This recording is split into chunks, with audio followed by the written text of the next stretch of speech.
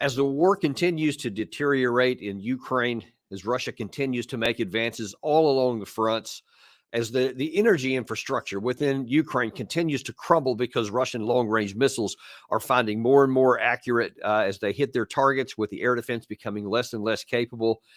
And as we continue with the fallout of what's happening in Moscow with the terrorist attack that happened a few days ago, with potentially significant ramifications, both for the war in Ukraine and possibly even U.S.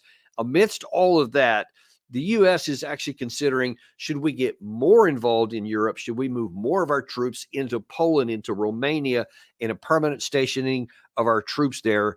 Will that help our national security, or will that keep things stirred up and keep us at more risk? We're going to look into that today. But first of all, let me give you just a brief update on what's going on with the Moscow terrorist situation there, because a lot of people have been talking about that. It continues to be at the forefront of certainly everything in Russia, like you would imagine, like ours was after 9/11. It completely consumed all of the Americans, and certainly that's the case in Russia today. Many of their politicians have been making comments. There's been lots of talks about some of the things that specifically happened, some of the survivors, lots of those stories going on. Underneath all of that, though, you keep having a lot of the Russians are asking, what next? What are we going to do about this? And who's going to be responsible?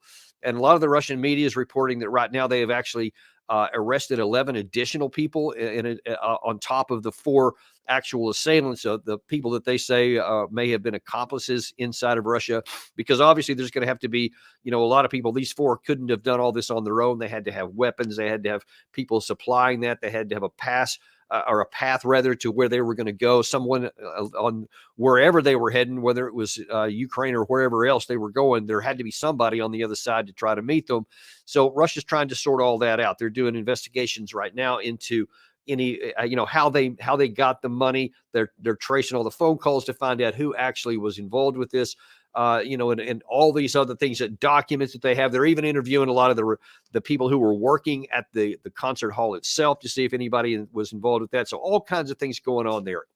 All of this is leading, though, to a lot of anxiety within within Russia, and therefore really in Ukraine as well, as to what's going to come next, because most in the United States and Ukraine are utterly convinced that this was ISIS. Plain and simple. It was absolutely ISIS. They acted alone with no help from anyone else. That's the most convenient story, and certainly the one they're saying with a great deal of enthusiasm. If you were already for Ukraine and the West, then you also believe that for a large measure around the world. If you were Russian, almost for sure you believe that Ukraine had something to do with this. Everybody accepts that ISIS was involved because they had to release the videos on their official channels and all the things that went along with that. They don't question that part, but they do question, did they act alone? And the view in Ukraine so far is that absolutely they did, and it was Ukraine. They already believe that, and they're waiting for the investigations to prove or to validate whether it was right or not. But in any case, they are definitely expecting something big in response. In the immediate aftermath, as we put up a couple of times, Dmitry Medvedev, who's always a firebrand and a hothead and saying lots of inflammatory things, in the immediate aftermath, he said this. If you can put that on, there you go. The specific thing was, if it is established these are terrorists of the Kiev regime, it is impossible to deal with them and their ideological inspirers in any other way. All of them must be found and ruthlessly destroyed, including officials of the state that committed such an atrocity, death for death. Today, literally hours ago, shortly before we came on this event, he updated that today. And he says, everyone's asking what to do. They were caught. Well done to everyone who did it. Should they be killed? Necessary. And it will be. But it is much more important to kill everyone involved. Everyone, he emphasizes, who paid, who sympathized, who helped. Kill them all. Now, that's representing a lot of the feeling in Russia. That's getting a lot of distribution. As you can see on the bottom there, 1.9 million people viewed that as of the time that I got that screenshot there. So there is a lot of concern about how this war could possibly escalate, and what is the United States going to do about it? And we have somebody really, really good, a new guest on our show today, somebody we haven't had before. Peter Harris, associate professor at Colorado State University, a non-resident fellow at the same organization I work at, Defense Priorities. Peter, welcome to the show. Thanks, Danny. Thanks for inviting me. It's a pleasure to join you. We're certainly grateful to have you in it. And so, tell us a little bit about what you do there at Colorado State. Associate professor of political science. So I teach classes mostly in international relations, international security, U.S. foreign policy. I also teach a couple of our research methods classes. So yeah, basically any student who's interested in foreign policy or security, they often end up working with me. Very nice. And I know you've also done a lot of stuff on the China-Taiwan, which we actually tried to have you on last week, but the schedules wouldn't work it out. Probably will do that in the future. But you've also written a lot on the Russia and the Ukraine situation, which we're going to get to here shortly. But first of all, let's kind of take a look at what's been going on in the United States and how we have been moving towards this and what other things have been happening, especially relations to NATO and what they may or may not do in Ukraine. So first of all, here we have Secretary Austin at the most recent meeting in Germany, where all the 50 foreign ministers and defense ministers rather met in order to try to figure out what they can give to Ukraine. Here's what he says about our unchanging objective. Ukraine won't back down, and neither will the United States. The United States will not let Ukraine fail. Just last week, the United States announced additional security assistance for Ukraine valued at $300 million. This is an extraordinary measure to support Ukraine's most pressing needs for air defense, artillery, and anti-tank capabilities. We were only able to support this much needed package by identifying some unanticipated contract savings. Yeah, we'll talk about this in a second, but $300 million is a literal drop in the bucket and not going to really make any difference. But he went on from there to talk about how all of this stuff was so necessary as one of the great causes of our time. The Czech Republic recently procured 800,000 urgently needed artillery shells. Germany, France, Denmark, and Sweden have each recently announced important new military aid packages. We will all be less secure if Putin gets his way. And we will all be less secure in a lawless, violent world where dictators can redraw borders by force, wipe countries off the map, and rebuild their old empires. So Ukraine's battle remains one of the great causes of our time. And the Ukrainian people do not have a day to waste, and neither do we. So is he right there? Is this really one of the great causes of our time? Because, and back up a little bit, is it true that Putin wants to redraw the map and rebuild his old empire? Well, it's a difficult question as to what really motivates Vladimir Putin and what drove him to start this war in the first place. I'll admit, I was one of these people who found it pretty unbelievable that Putin would go in full scale into Ukraine in February 2022. So I'm reluctant to make claims about exactly what drives him. I will say, and I think I agree with you on this, Danny, that even if Putin was to achieve victory in Ukraine, however that's defined, I find it very unlikely that he has plans to go further, into a NATO country, the Baltics or the Poland. That seems extremely far-fetched to me. So I think the war in Ukraine, the war aims, whatever they are for Putin, I feel pretty confident in saying they're limited to Ukraine.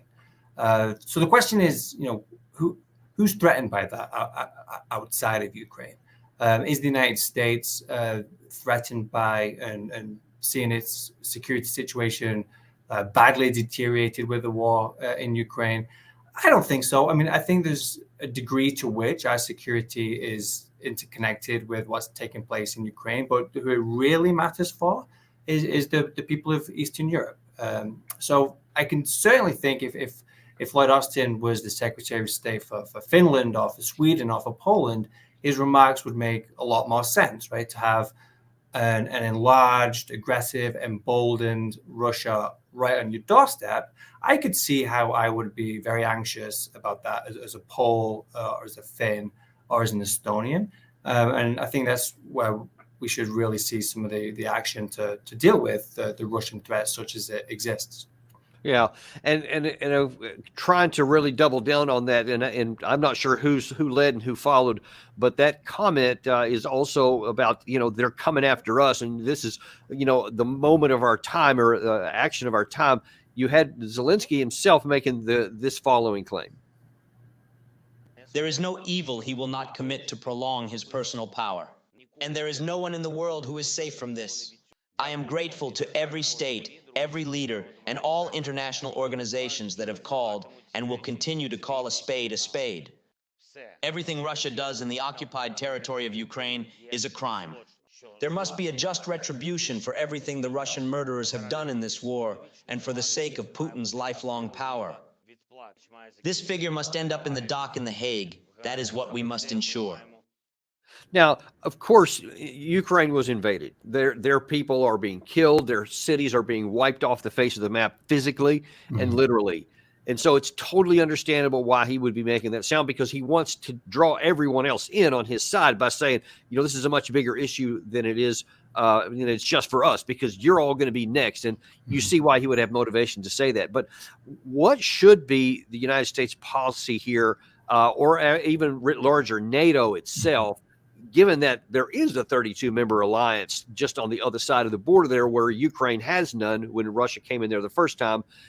What should the U.S. do in terms of this? Because Zelensky specifically said we have to take him to The Hague, Putin, and all that.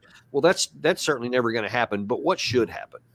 Well, I think there's three things. One is NATO members need to make a decision about how far they're willing to support Ukraine in either winning its war, which I find unlikely that Ukraine is going to be able to push Russian forces outside of Ukraine entirely, but whatever victory looks like, I think it's reasonable for members of NATO to draw their own conclusions about how far their interests are served by aiding Ukraine to defeat Russia. And I think even for the United States, right, there's a reasonable case to be made that U.S. interests are served by Russia being defeated on the battlefield in Ukraine. I think certainly for the Poles, for the Germans, for the Baltic states, much more of a case for them to support Ukraine. The second thing, though, is to think about peace. One day this war will end, and the United States and its allies in NATO, as much as they want to support Ukraine in maintaining its fight, I think we know, right, the war will not end with a total victory for Ukraine. So what will peace look like? What concessions will we ask of Russia? And what concessions will we ask of Ukraine? And what concessions are we willing to make as part of a grand bargain, perhaps, to end the war in Ukraine? And at some point, we're not there yet, sadly, tragically, but we should be there, I think, in my view, thinking about what peace is going to look like. And then the third thing that NATO really needs to do is think for the long term. What will replace the failed kind of balance of power and the failed efforts of deterrence that existed before February 2022? What will replace that going forward? How will we make sure that there will not be another war between Russia and Ukraine, and there will not be another war between Russia and, God forbid, a member of NATO? And the solution there, I think, is to encourage the European members of NATO to take a lead. They need to be the ones engaging in general, direct deterrence that threatens Russia with extreme punishments if Russia were to invade a European NATO ally, not relying on the United States security guarantee, maybe for reasons we can discuss, but relying on European hard power to deter Russia from invading their soil, and doing the difficult, certainly in this context, difficult political and diplomatic spade work of conciliating Russia, having some kind of warmer peace with Russia. Deterrence didn't work, right? Deterrence didn't keep the peace on the European continent before February 2022. Yeah. So going forward, you certainly need that military deterrence piece in place, but you also need some kind of diplomatic understanding with Russia to bring them in. Yeah, it can't just all be one. All the eggs can't be in the military basket, because that utterly failed. And yet, so far, we seem to be going on that. Now, one of the things that really concerns me is that Peter Zion, a well-known writer in the foreign policies field, has been making some waves, although not enough waves to me, with something he's just said recently on a British television show, when he's basically saying we need to push Russia a lot harder. Now, many people can argue that in the concept that a Russian defeat on the battlefield and driven out of Ukraine would be in the West's interest. Well, that may be fine on paper, but the problem is it would have to exist on reality, not on paper. And to drive Russia out of there would risk the possibility of a nuclear escalation dramatically higher than it is right now, even if somehow Ukraine managed to come in. Whether it was NATO troops or not, we'll talk about that specifically in just a second. But first of all, here's Peter Zeihan talking about really taking really cavalier the possibility of nuclear escalation. One way or another, this war is either going to go into NATO countries or it's going to go into Russia proper, and a nuke is going to fly. And the best defense that we can possibly have needs to be erected before that happens. So that's kind of midterm. Shorter term, dealing with the war itself, the Russians are not going to back down at this point, even if everyone immediately stops using Russian crude. But the goal has to be at this point to make sure that the Russians have problems rearming using third countries, whether it's Iran or China or North Korea. And the best way to do that is to completely destroy the income. So we need to move into a position where we're talking about a naval blockade that simply keeps Russian oil and natural gas off the market completely. Okay. A naval blockade is a literal act of war. So I don't know what world he could be operating in. And I truly found this puzzling that you could say nuclear weapons are going to fly at some point. So that's a given. Then to try to preempt that, let's commit an act of war and keep them from having money long term. I just don't know how he would even think that that's a possibility, because anytime you want to offer any kind of policy option or policy solution to something, it's got to be affordable, it's got to be plausible, and it's got to have a reasonable chance of success, or you need to find something else. When you have something like this that almost guarantee will result in a nuclear escalation, I don't see how that even passes one test.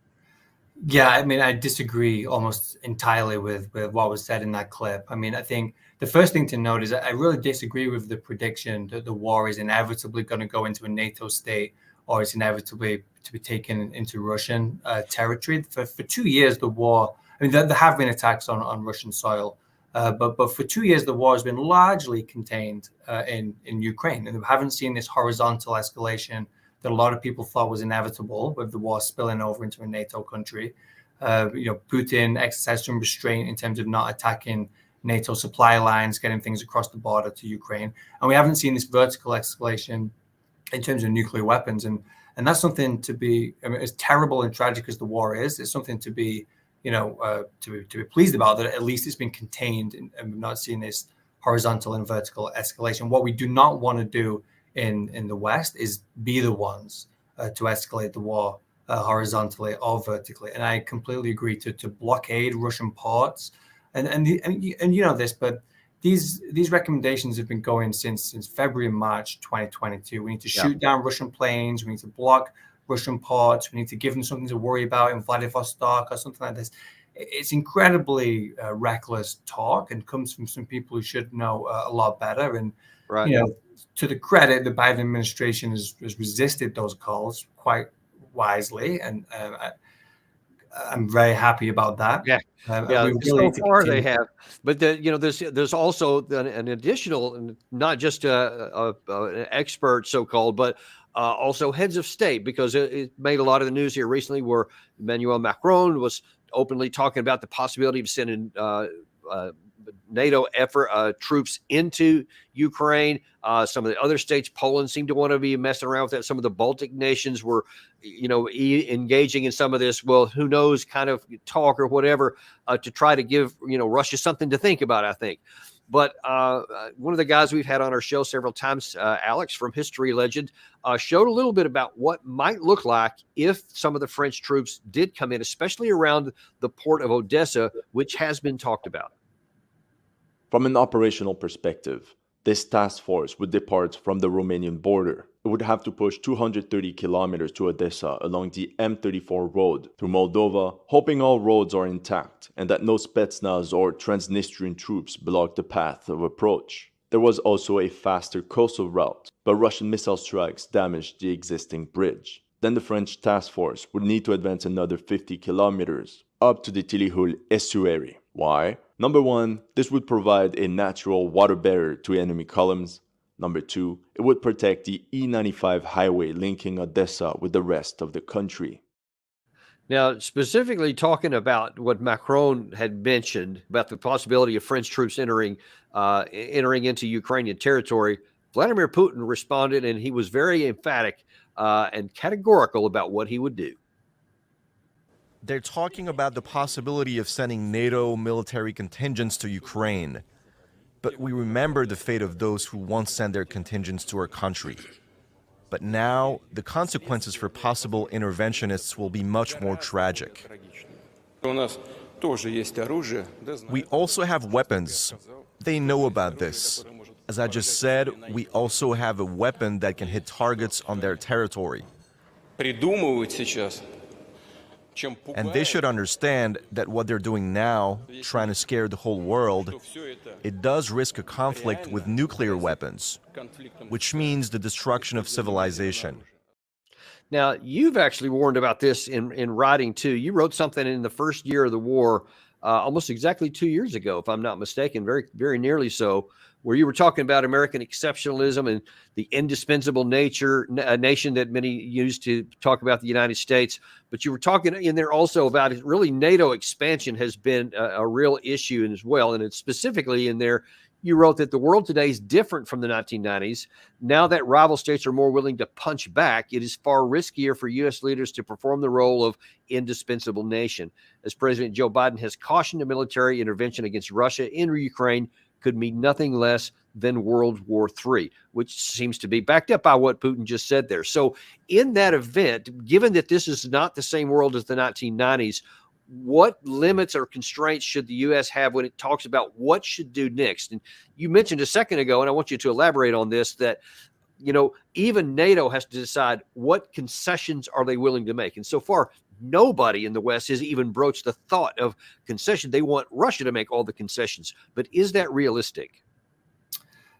No, it's not realistic. I mean, I think the only way that we could have a really one-sided peace settlement is for there to be a one-sided victory on the battlefield. I mean, of course, if Ukraine were to, by some miracle, expel Russian troops from its territory and there's a complete collapse of the Russian military forces, then sure, yeah, you can have peace that doesn't require any concessions by one side. Similarly, if Russia was able to conquer the whole of Ukraine, then it would be able to impose the terms of the peace. But absent that, and it looks like neither side at the moment has a realistic prospect of achieving total victory on the battlefield, both sides need to bring concessions to the table. I mean, from the early on in the war, it's looked likely that Ukraine would have to tacitly, if not kind of legally, accept some loss of territory that's been taken by Russia, and then there'll be conversations over its place in the European security order. Will it be a member of NATO, or a member of the European Union, or will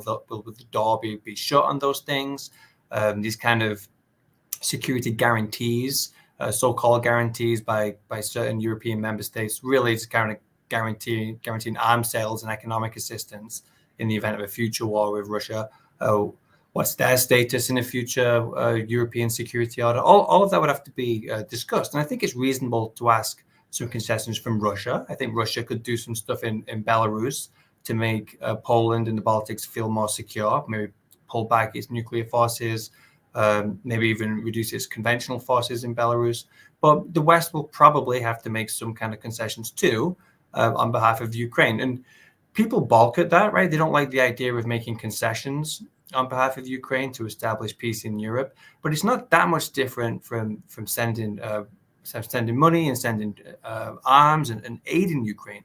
If we're willing to take these steps to aid Ukraine, we're willing to pay a cost to aid Ukraine, and we're willing to risk, as the French are saying, risk escalation and military escalation involved. Why not? We're already accepting some kind of cost and risk there. Concessions is just a different type of cost, right? Thankfully, it's not a cost in people's lives, but it's a cost. And if we're willing to aid Ukraine, I think it kind of logically follows we should be willing to also make concessions on Ukraine's behalf.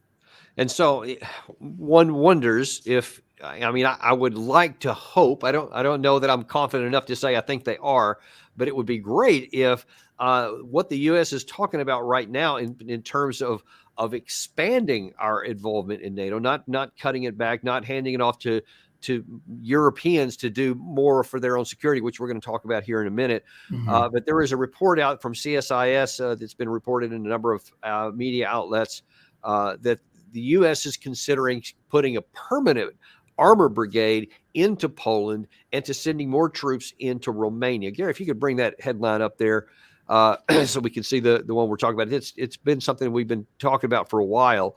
Actually, not that one. This is the one. Not that one either. Sorry, it's the headline. That's the one. Yeah. Where the Stars and Stripes recently reported the U.S. force posture in Poland, Romania ought to be strengthened. Now, one wonders if perhaps the U.S. could use that as a bargaining chip. You mentioned that maybe Russia would have to demilitarize some in Belarus. Perhaps that could be something they could do. It would not seem to be conducive to reaching an agreement if we're increasing our military presence closer to the Russian border at the same time. What do you make of that play? Yeah, I think if it's part of a bargaining strategy, something to be given up in future negotiations, that's fine. If this is a long-term strategy for maintaining peace in Europe, I think it's flawed. So you have to think, if you're Vladimir Putin, what prevents you from starting a general war in Europe? One thing that might stop you is you just don't want to. It's just not something that particularly appeals to you. The second thing is, if you did want to kind of start a general European war, you wouldn't if you faced the prospect of retaliation. So massive, severe retaliation from a well-armed adversary. The Europeans are the best placed to make those credible threats against Putin. They've got the money, they've got the resources to invest in a very strong conventional military, and they've got the credibility to promise to defend themselves in wars of national self-defense.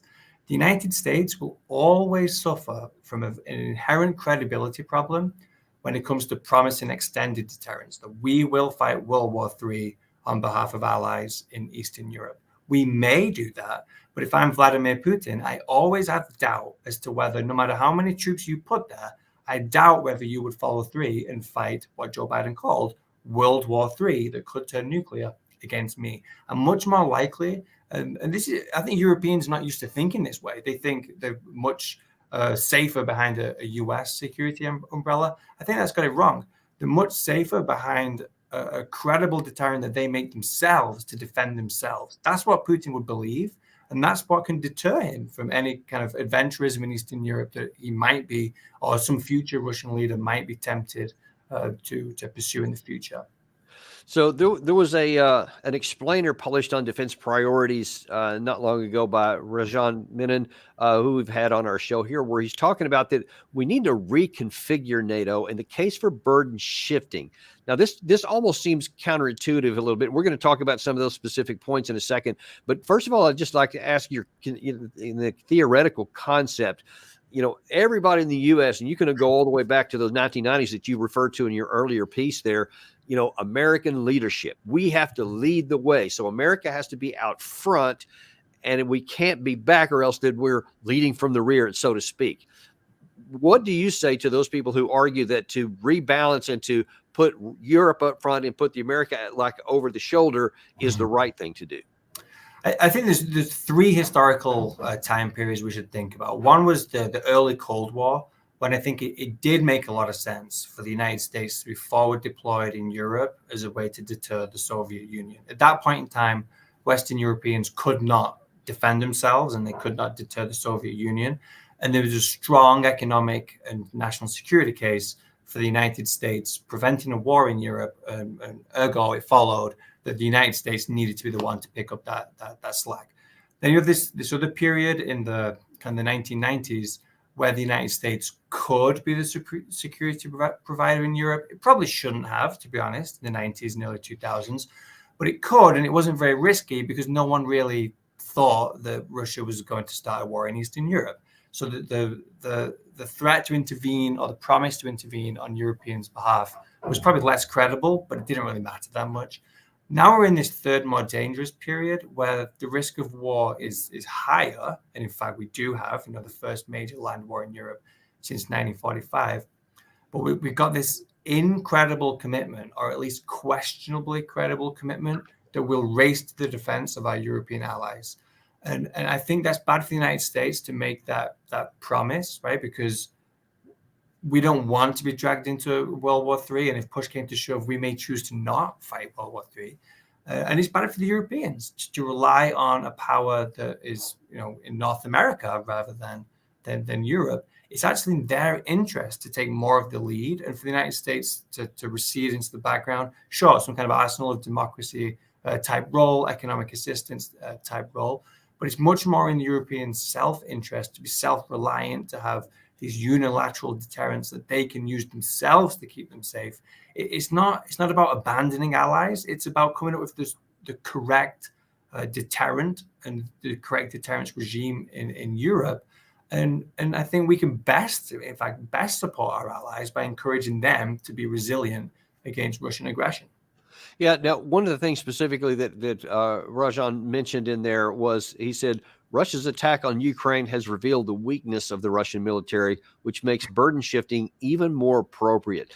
Now, you had talked earlier that this is not 1990, that Russia does have some capability now, but as we discussed earlier in this show, they don't have the capacity to replicate the Soviet Union and roll all the way across to the Western Europe. They just don't have the capacity to do so, and nor the desire, from anything I can see as well. So given that reality, and that Russia definitely has shown their conventional weakness by the fact that more than 2 years of full-on war, they still only have about 17-18% of the Ukrainian territory, and who knows how much further they may go, but it's certainly not going to be much further than that. Definitely not going to be anywhere into the NATO countries here. So given that reality, it would seem to make sense militarily for the the NATO European states to step up and take more of the leadership role and the priority, and for the United States to say, hey, we still are your allies,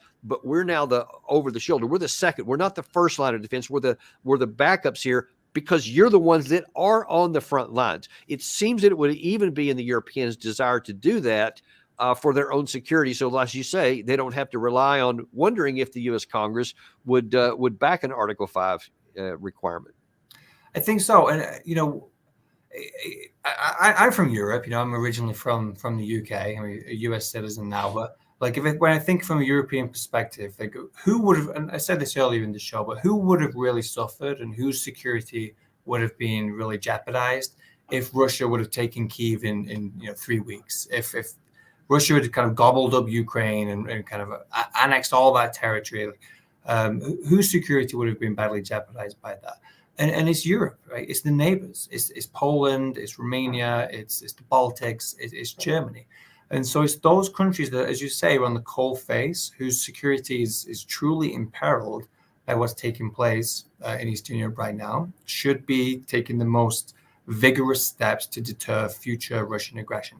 And the Baltic states they're doing some of this, right? So they're fortifying their borders with Russia.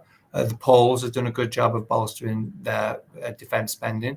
The Germans less so, and other European states less so too. But it makes a lot more sense to me for states that are close to the coalface, whose security is truly jeopardized by the current war, by a future potential war, to organize now, to network now, to pool resources now, and to level credible threats against Russian leaders that, should you initiate a new war or escalate horizontally the present war, you will be met by fierce resistance by us.